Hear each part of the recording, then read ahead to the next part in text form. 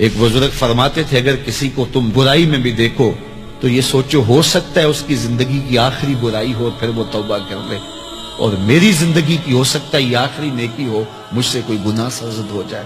کتنے لوگ ہیں جو مرتبہ کمال پہ پہنچے لڑک گئے، بڑے بڑے لوگ تھے لیکن انجام ٹھیک نہیں ہوا۔ بلعام بن باورا کی مثال ہمارے سامنے موجود ہے۔ بنی اسرائیل کا مستجاب الدعوات ولی تھا، اور جب ہاتھ پھیلا کے منہ پہ ہاتھ پھیرتا تو ہاتھ بعد میں منہ پہ جاتے، قبولیت پہلے ہو جاتی۔ لیکن اسی کے بارے میں قرآن نے کہا نا مَثَلُهُ كَمَثَلِ الْكَلْبِ، اس کی مثال کتے کی مثال ہے۔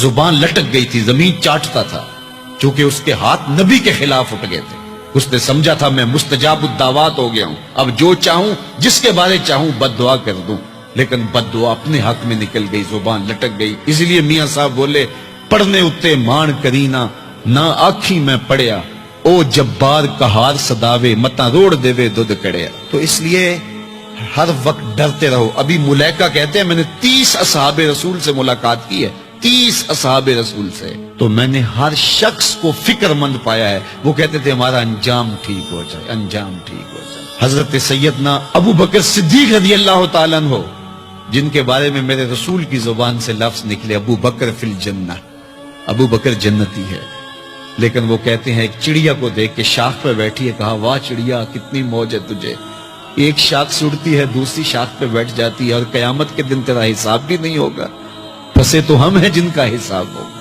یہ وہ لوگ ہیں جن کی زندگی دیکھیے، ان الشیطان یفر من ظل عمر، عمر وہ ہے جس کے سائے سے شیطان بھی بھاگتا ہے، لیکن وہ کہتے ہیں کاش میں مٹی کا ڈھیلا ہوتا۔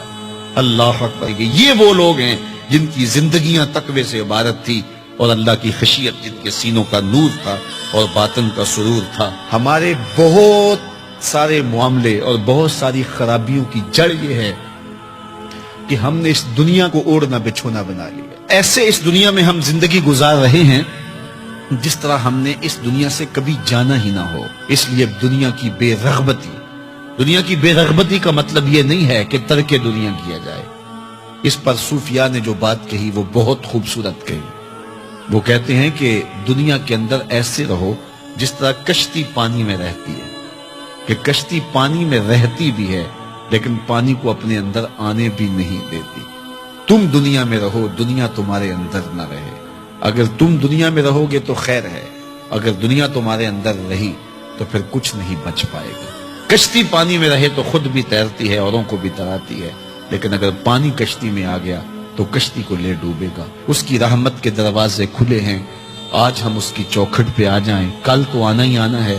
پھر جو کفن میں منہ چھپا چھپا کے آتے پھریں گے، کیا اچھا ہو کہ خود کھلے منہ سے اس کی رحمت کے دروازوں پہ آ جائیں۔ اس کی رحمتیں آواز دے رہی ہیں، یا ایھا الانسان، او بھاگنے والے انسان، او نسیان کے پتلے، او بھولے ہوئے، او بھٹکے ہوئے، راستہ چھوڑ کے جانے والے، مالک کی رحمت کی آغوش کو ترک کر دینے والے، آجا پلٹ کے، ما غرک بربک الکریم، آجا تیرا رب بڑا ہی کریم ہے۔ قبل اس سے وہ ماننے سے انکار کر دے، توبہ کا دروازہ بند ہو جائے، سورج مغرب سے طلوع ہو جائے، پھر بندہ ہاتھ کاٹے۔ کسی نے چیخ چیخ کے مجھے کہا تھا، کوئی رو رو کے ترلے منتیں کر کے مجھے کہتا تھا، میں اس کی بات کو نہ سنا، کاش کہ اس کی پکار کو سن لیا ہوتا، اس کی آواز پہ لبیک کہہ دیا ہوتا، اور میں اس کے ساتھ چل پڑتا، اور وہ مجھے انگلی تھام کر محمد عربی کی چوکھٹ پہ پہنچا دیتا، تو آج یہ رسوائیاں میرا مقدر نہ ہوتی۔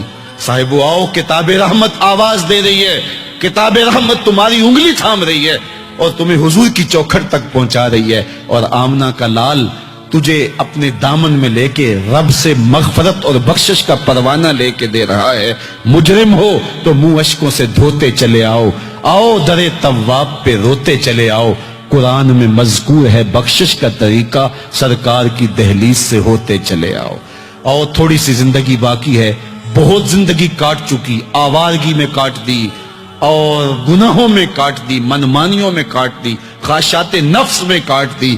آئیے ابھی سے اپنے اندر کو تبدیل کر لیجئے، اپنے احوال کی تبدیلی کا عزم مصمم کر لیجئے۔